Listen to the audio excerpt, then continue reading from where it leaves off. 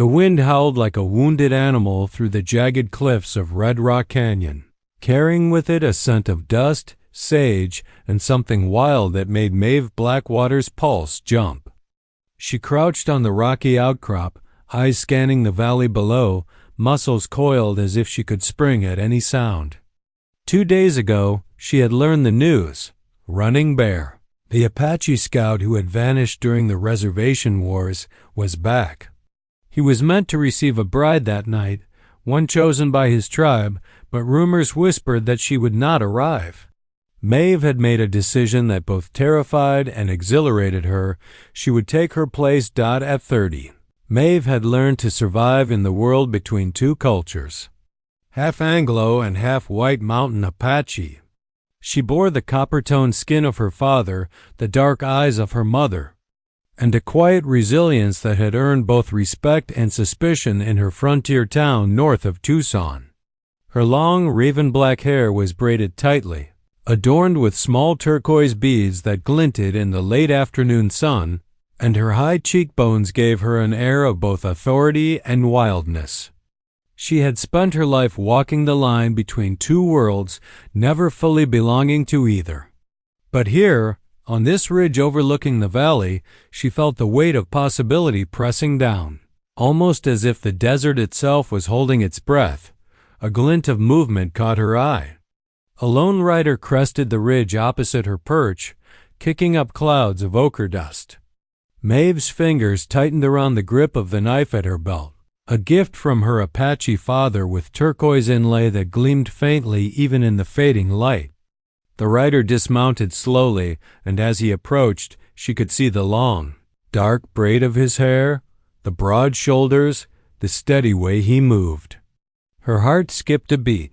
Running Bear stopped a few yards away, his eyes scanning the horizon before resting on hers. His presence was commanding yet calm, a contrast to the storm of emotions Maeve felt roiling inside her. He had been gone for years, a ghost in the memories of the village, a legend whispered about in both awe and fear. Now he stood before her, a living, breathing man, and she felt the full weight of what she had come to do. "You must be Running Bear," Maeve called. Her voice steady despite the racing of her heart. The man froze, then inclined his head slightly. "I am. Who are you?"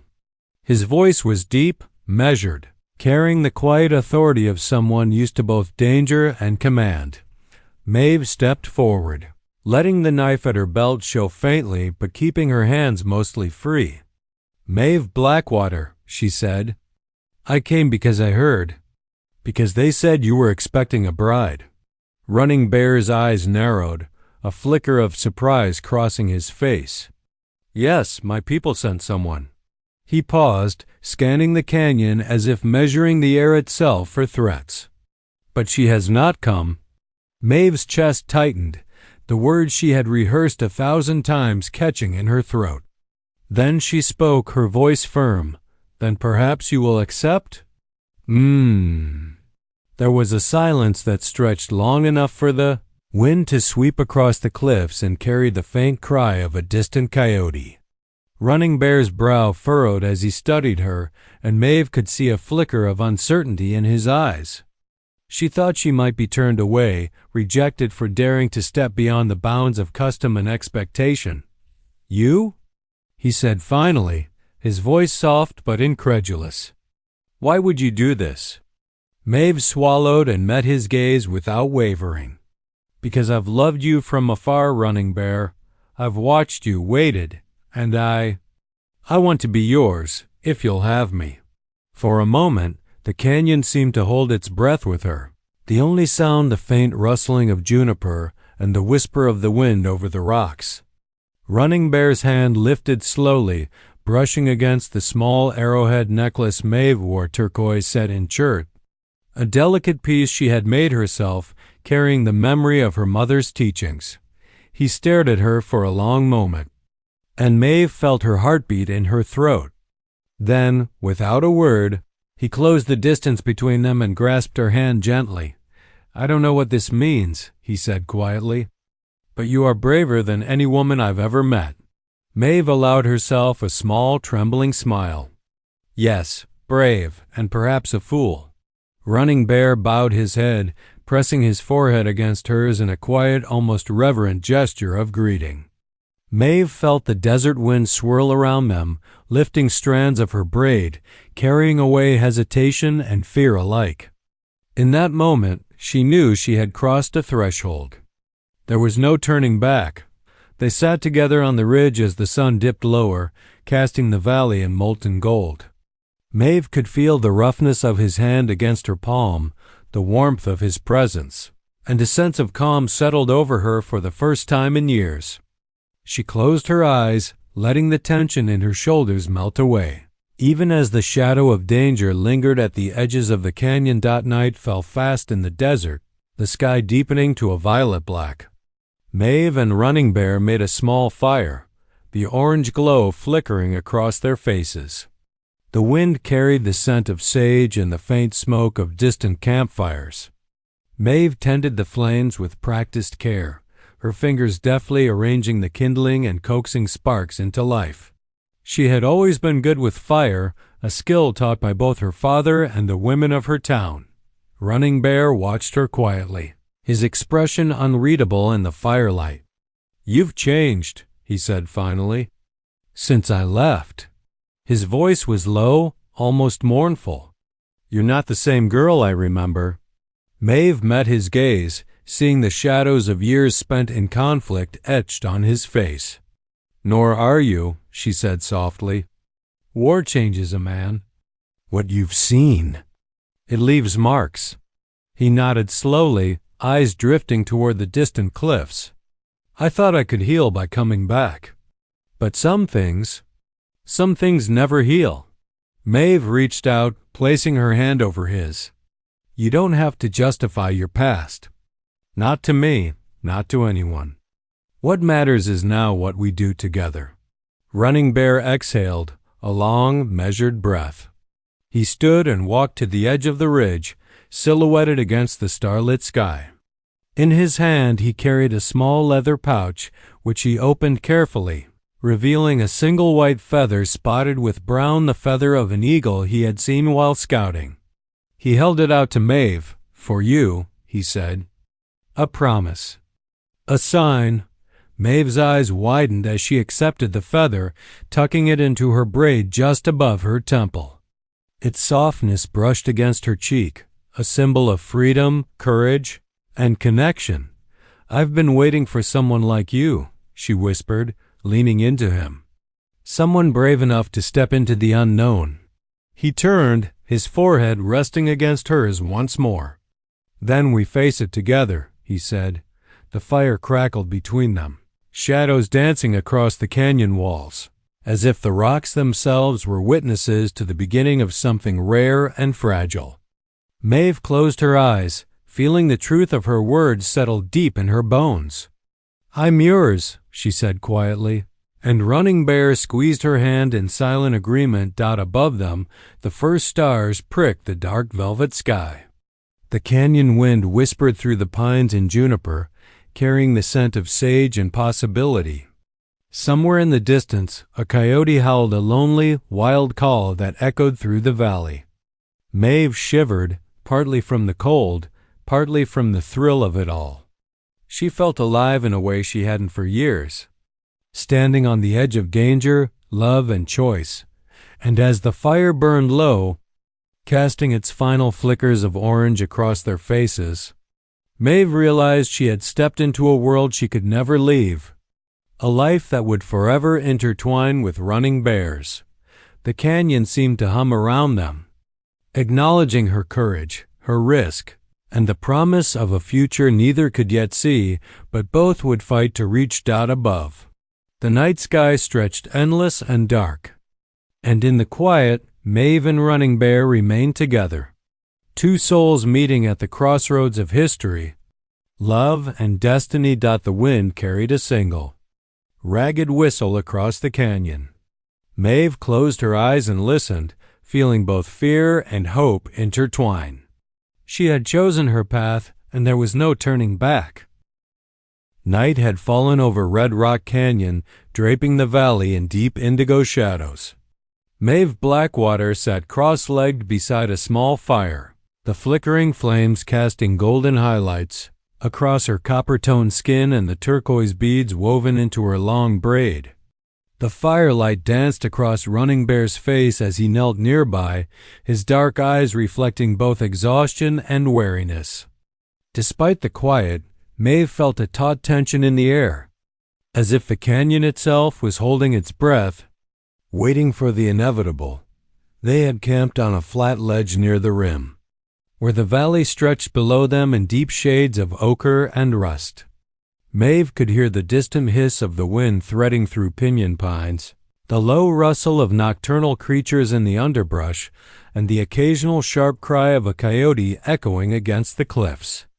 The desert at night was alive, and Maeve felt it all coursing through her senses, sharpened by fear, anticipation, and the strange thrill of daring what others would not. Running Bear was silent for a long time, tending the fire with methodical movements. His rifle lay across his knees, his fingers idly tracing the worn wood of the stock. Finally, he spoke, his voice low but firm. "You've changed," he said. "You're not the girl I knew before I left for the wars." Maeve's fingers stilled on a log she had been arranging for the fire. "Nor are you," she said softly. "War changes a man, Running Bear, and so does absence. And so does waiting." He glanced at her, eyes dark with memories she could only imagine. "I thought coming back might make things right, that I could find myself here, among my people, and feel whole again. But the past, it clings. Some wounds do not heal." Maeve reached out, laying her hand over his. The rough leather of his glove contrasted with the smooth warmth of her palm. "Then let me help," she whispered. "We heal together. I don't care for the past or what others might say. I only care for us." Running Bear closed his eyes, leaning briefly into her hand. "I never expected this. You, to be here. Brave, bold, perhaps even foolish. But somehow, right."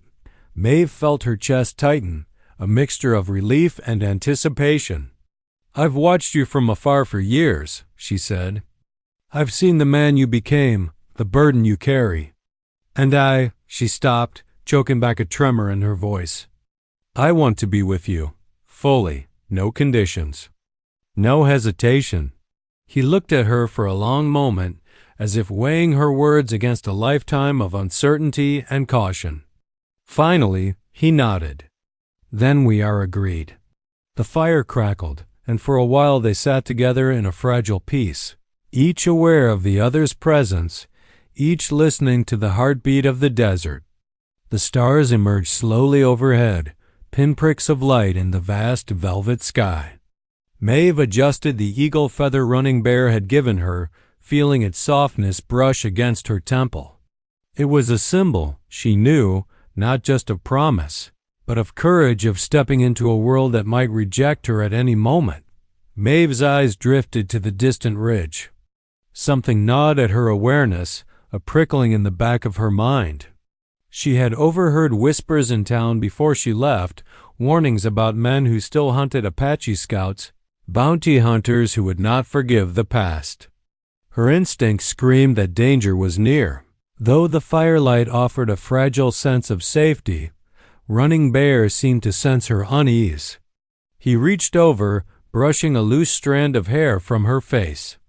"What troubles you?" he asked softly. Maeve shook her head. "The desert is alive with more than wind and wildlife. I can feel it. Something approaches, or perhaps someone is watching.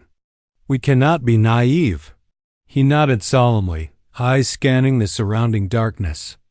"Then we stay vigilant. The night is long, but we are not alone." They sat for a while in quiet companionship, listening to the whisper of the wind and the distant calls of night creatures. Maeve found herself stealing glances at Running Bear, the firelight highlighting the strength in his broad shoulders, the scars that marked his face and arms, and the slow, deliberate way he breathed as if in constant readiness.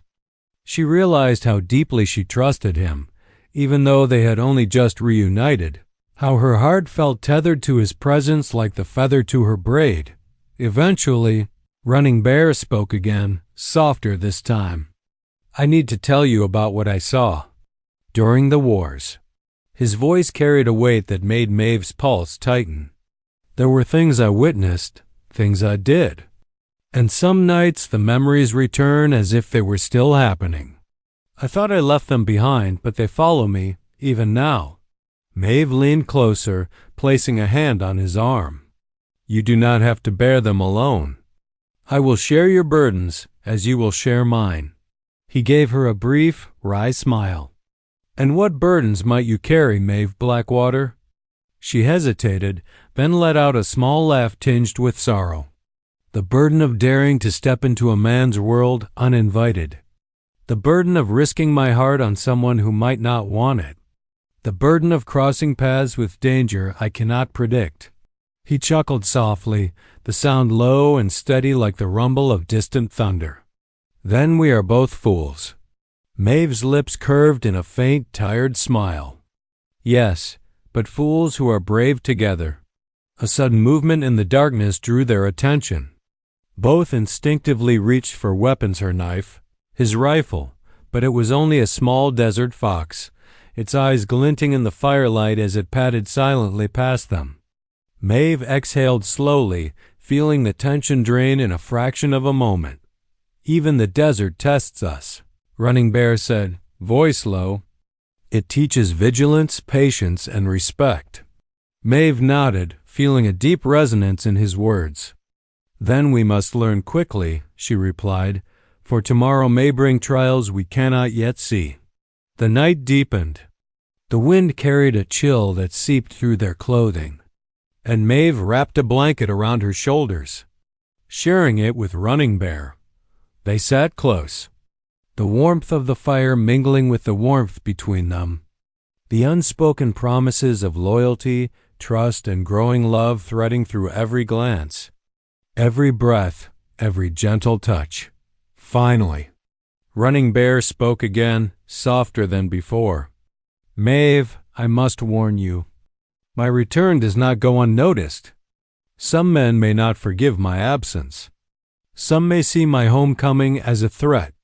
You must be prepared for hostility when we move to the village." Maeve's gaze hardened, the fire reflecting her determination. "I am not afraid. I will stand with you, whatever comes." He reached for her hand, squeezing it gently. "Then we face it together." They remained like that for hours, listening to the night, feeling the subtle shifts of the canyon around them. Maeve allowed herself to relax just enough to sense the intimacy of the moment, the safety and shared resolve. Even as the desert whispered of danger beyond the firelight, she trusted Running Bear's presence, his steady hand, his unwavering commitment. At some point, exhaustion overcame her vigilance. Maeve leaned against him, letting her eyes drift closed, her fingers still entwined with his. The fire burned low, casting long, flickering shadows across their faces. The night stretched endlessly above them, a tapestry of stars and possibilities. Before sleep claimed her fully, Maeve whispered, almost to herself, "I'm yours." Running Bear tightened his grip on her hand and pressed a soft kiss to her brow. "And I'm yours," he murmured, the words carried by the wind into the canyon. Outside, the desert night hummed with life, silent witnesses to the fragile bond forming in the flickering firelight. Somewhere, hidden beyond the shadows, eyes might be watching, waiting, but for now, Maeve and Running Bear remained together, holding fast to each other in the quiet, sacred space of trust and love. The night held them in its stillness, the only certainty being each other, and the knowledge that the coming days would demand every ounce of courage, loyalty, and heart they possessed. The next morning, the desert sun rose in a pale, fiery glow, casting long shadows over the jagged cliffs of Red Rock Canyon. Maeve Blackwater woke to the faint rustle of her horse shifting in the stirrups and the soft murmur of running bear moving about their small campsite. The air was sharp and dry, carrying the scent of sand, sagebrush, and distant juniper. She wrapped a thin blanket around her shoulders, shivering slightly from the desert's morning chill, and climbed to her feet. Running Bear handed her a canteen of water, his hand steady, calm, and deliberate. Maeve drank deeply, savoring the cold liquid, feeling it slide smoothly down her throat. The canyon around them hummed with life birds called from distant cliffs. Lizards scuttled among rocks, and the wind whispered secrets through the sparse pine and juniper. For a moment, the wild beauty of it all overwhelmed her senses, and she closed her eyes, letting herself breathe in the vastness. After a short breakfast of dried jerky and hard biscuits, they broke camp with practiced efficiency. Maeve mounted her horse, adjusting her saddle and reins, while Running Bear checked the pack saddle, ensuring their supplies were secure. They would ride hard that day, for the village lay many miles beyond the canyon, tucked into a river valley framed by rolling hills and cottonwood trees. As they rode, Maeve felt the weight of both anticipation and anxiety pressing on her. She had promised herself she would stand beside Running Bear no matter what dangers lay ahead. Yet she could not ignore the stories she had heard in town.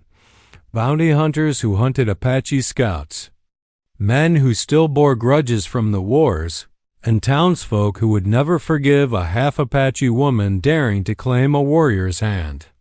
She stole glances at Running Bear riding beside her, his muscular frame silhouetted against the desert sunlight, his long braids swaying in the wind.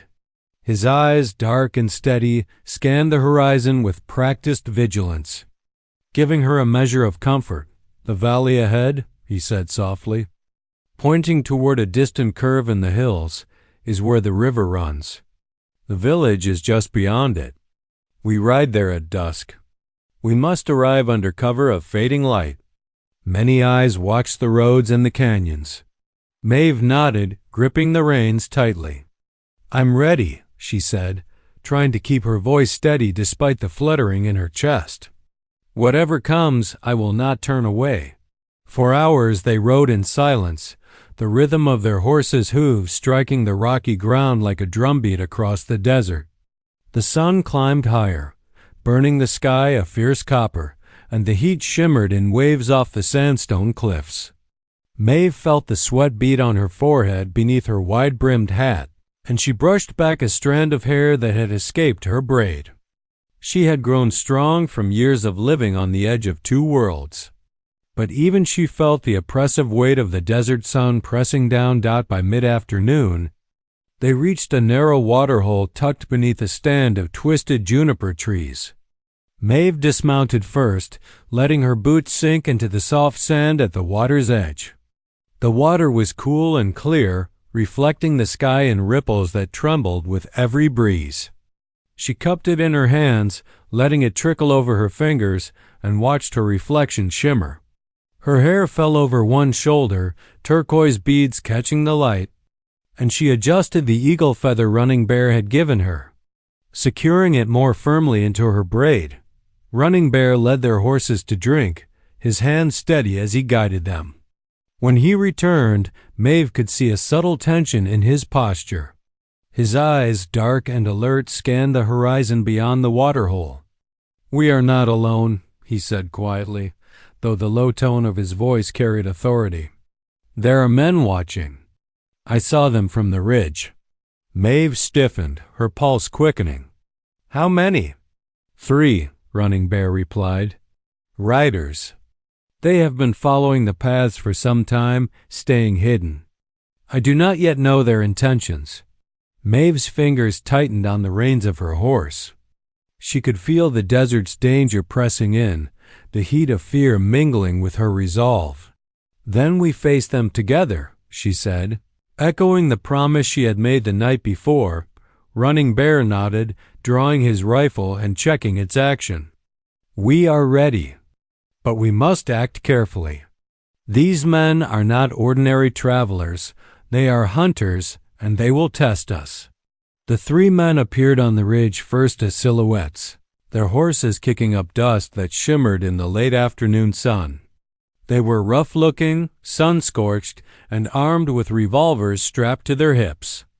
The lead man, tall and scarred across his cheek, exuded a predatory confidence. His companions followed closely, glancing at Maeve and Running Bear with cautious appraisal. Running Bear stepped in front of Maeve, a protective barrier between her and the approaching threat. His rifle was steady in his hands, but his eyes remained calm, calculating. "Who are you?" he called, his voice carrying clearly across the distance. The scarred man spat on the ground and laughed, a harsh, grating sound that made Maeve's stomach tighten. "Name's Dalton Price," he said. "We heard Running Bear was back in these parts. Thought we'd come say hello." Maeve felt a flash of recognition.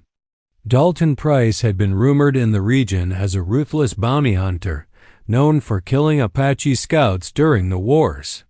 His grin revealed teeth yellowed with neglect and sun exposure. Running Bear's jaw tightened. "What do you want, Price?" Dalton Price's eyes flicked to Maeve, a sneer crossing his face. "We've heard tales of the brave Apache scout returning, with a pretty little half-breed woman at his side. Figured we'd check if the stories were true." Maeve's pulse hammered in her ears, but she refused to show fear. She stepped forward slightly, hand brushing the knife at her belt. "We are no one's prey," she said firmly. "You will find neither of us easy to hunt." Price laughed again, the sound cold and hollow. "Cute," he said. "But marriage or not, Running Bear, a man like you owes nothing to a woman, and we'll take what we want if you don't leave." Running Bear's hand tightened around the rifle. His eyes met Maeve's for a fleeting moment, and she felt both reassurance and warning in that glance. "Maeve," he said quietly, "stay behind me." Price waved a hand arrogantly. "Consider this your warning. Leave this valley before sundown, or we make you leave. Permanently." Maeve's jaw clenched. "You underestimate us," she said, her voice ringing with both defiance and resolve. "I stand with him, and I will not flee." For a tense moment, the standoff stretched across the dusty trail. Horses pawed at the ground, nostrils flaring. The sun glinted off the scabbard of Running Bear's rifle, the feather in Maeve's braid catching the light. Then, without another word, Dalton Price spat on the ground and turned his horse. His two companions followed, kicking up dust as they retreated down the ridge. Maeve exhaled slowly, heart racing. "That was too close," she murmured, brushing dust from her sleeve. Running Bear slid his arm around her, pulling her close. "You were brave," he said softly. "More than most. But we cannot linger. We ride to the village tonight. We will face my people together, and we must do so before these men return." Maeve nodded, determination hardening in her chest. "I will not falter," she said. "I belong here with you, no matter what trials come." The remainder of the afternoon passed with tense vigilance as they rode toward the river valley. The desert seemed to stretch endlessly, the sun painting the rocks in shades of fire and copper. Maeve's thoughts drifted between fear of the hunters and anticipation of the village that awaited them. She thought of the elders, the people who might question her right to stand beside Running Bear, and of the life she had chosen, a life filled with love, danger, and commitment. As the sun dipped toward the horizon, the river valley emerged like an oasis from the undulating hills. Cottonwoods lined the banks, and in the distance, smoke curled lazily from adobe chimneys. Maeve's heart leapt at the sight of the village, but she kept her hand on her knife, awareness sharpening like a blade. Running Bear slowed their pace, eyes scanning the roads and trails. "We ride carefully," he said. "The village must see us arrive safely. We cannot give the hunters any advantage." Maeve adjusted her grip on the reins, shoulders squared. She felt the weight of history, danger, and destiny pressing upon her, but also the exhilarating certainty that she had chosen the right path. Whatever lay ahead in the village, whatever judgment awaited, she would stand with Running Bear. Together they would face the past, the present, and whatever storms the future might bring. The desert sun sank behind the hills, leaving a deep purple glow in the sky. Maeve Blackwater leaned slightly against Running Bear, the feather in her braid brushing his arm. In the quiet, tense moments before they entered the village, she whispered softly, "Whatever comes next, we face it together." Running Bear nodded, his dark eyes steady and unwavering. "Together," he said, and as the first stars began to prick the twilight sky, the canyon wind carried their determination. A promise whispered across the valley. They would not be broken, and their bond would endure every challenge the desert or men could throw at them. The river valley lay bathed in a soft silver light from the rising moon, its waters whispering over smooth stones and around the trunks of cottonwoods that lined the banks. Maeve Blackwater tightened her grip on the reins of her horse, her eyes scanning the village before them. Adobe dwellings, smoke curling gently from chimneys, and the flicker of firelight from inside homes gave the impression of peace, yet Maeve knew the calm was fragile. The village would judge her presence, Running Bear's return, and the audacity of her choice to stand at his side. Running Bear rode beside her, his posture relaxed yet taut with vigilance. His long black braids swung with the rhythm of his horse's gait, and the tribal jewelry glinted faintly in the moonlight. "Stay close," he murmured, his deep voice carrying an edge of caution. "Some will welcome me. Others, not so much. And the hunters may return tonight. We must move carefully." Maeve nodded, a steady determination anchoring her chest. She had faced fear before, on cliffs, in the canyon, and against men like Dalton Price. Nothing could shake her resolve now. "I'm ready," she said, the words a promise to herself and to him. As they approached the village square, a small group of elders and townsfolk had already gathered. Faces familiar from years past, but now hardened with suspicion, evaluated them silently. Maeve felt a prickle of unease, but she refused to falter. She rode beside Running Bear, letting her gaze meet his for reassurance. His calm, unwavering stare bolstered her courage. The village chief, a tall man named Chief Takiel, stepped forward. His eyes, sharp and discerning, studied Maeve with careful scrutiny. "Running Bear," he said, voice resonant, "you have returned. And you bring a companion." Maeve dismounted smoothly, her boots landing softly on the dusty ground. She adjusted the eagle feather in her braid and met the chief's gaze directly. "I am Maeve Blackwater," she said, voice clear. "I stand with Running Bear by choice. I have come to honor him, and my presence is not a challenge, it is a commitment." A murmur ran through the gathered villagers. Some nodded in quiet respect. Others scowled. Running Bear remained silent, letting Maeve speak, his presence a protective shadow. Chief Takiel's eyes softened slightly, though his expression remained measured. "Your courage is evident, Maeve Blackwater," he said. "Yet tradition weighs heavily on our people. Many will question whether a woman, not of full Apache blood, may claim the place of a chosen bride beside a warrior. Tell me, why do you make this choice?" Maeve took a deep breath, letting the cool night air fill her lungs. "Because love is not bound by blood alone, nor by fear," she said. "I have loved Running Bear for years, from afar. I have risked danger and defied expectations to be here. I do not seek approval. I seek only to stand beside him, to honor him, and to protect what we build together. That is my reason, and it is enough." A silence followed, the night pressing down with anticipation. The villagers watched her, some frowning, some thoughtful. Then, slowly, Running Bear stepped forward, placing a hand gently on Maeve's shoulder. "She speaks truth," he said, his voice carrying over the square. "Maeve has proven her courage and her loyalty. She chooses to be with me, and I with her. That is all that should matter. We face danger together, and she stands unafraid." Chief Takhil's eyes narrowed slightly, assessing both of them, then finally softened. "You speak boldly, Running Bear," he said. "Perhaps the desert has changed you both. The strength of a warrior is not measured solely by the battles he has fought, but by the choices he makes. And it seems you have chosen well." The murmurs of the villagers shifted. Some faces relaxed, others remained wary, but the tension in the square eased slightly.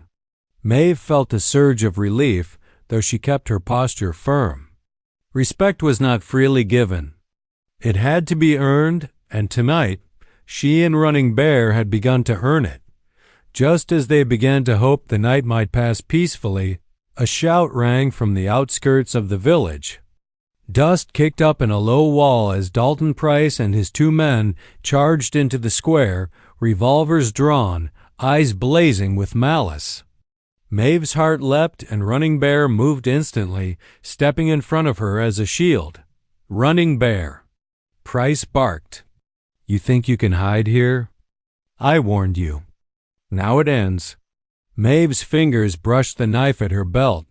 She could see the anticipation in the hunter's stance, the greed, the arrogance, but also the underestimation of the bond between her and Running Bear.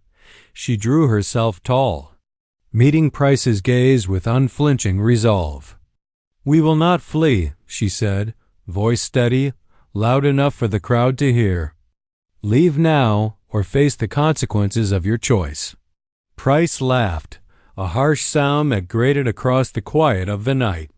"Consequences? You? With a warrior by your side? You'll regret this." Running Bear's hand lifted, steady on the hammer of his rifle. "I warned you once," he said calmly, "and you did not heed it. Now leave, or be forced to learn the meaning of respect." Price hesitated for a moment, sizing him up, then lashed out with a cruel grin. He raised his revolver and fired toward Running Bear, but the shot went wide, hitting the adobe wall with a cloud of dust and small stones. Maeve reacted instantly, rolling aside and drawing her knife with practiced ease. The villagers gasped, some scrambling for cover. But Running Bear was already moving, swift and precise, intercepting Price's next shot with the butt of his rifle. A tense, brutal confrontation unfolded in seconds. Price and his men were fast, but Maeve and Running Bear fought as one, instinctive, coordinated, fearless. Maeve dodged a lunge, slashing with her knife to force one hunter back, while Running Bear's rifle cracked against the desert night. Precise and controlled. Finally, Price stumbled. His arm grazed and his arrogance broken. His 2 companions, seeing the determination and skill of Maeve and Running Bear, faltered. With one last warning glare from Running Bear, they backed down, retreating into the shadows from whence they came, leaving a cloud of dust in their wake. Maeve's chest heaved with adrenaline, sweat glistening on her brow. She glanced at Running Bear, who lowered his rifle, dark eyes softening as they met hers. "Are you hurt?" she asked, voice trembling slightly.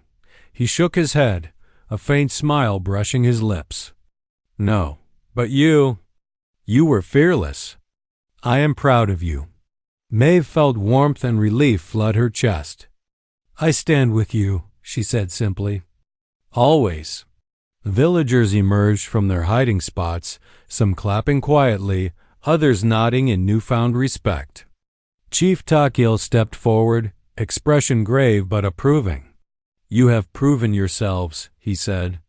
"Courage, loyalty, and strength of heart cannot be measured by blood alone.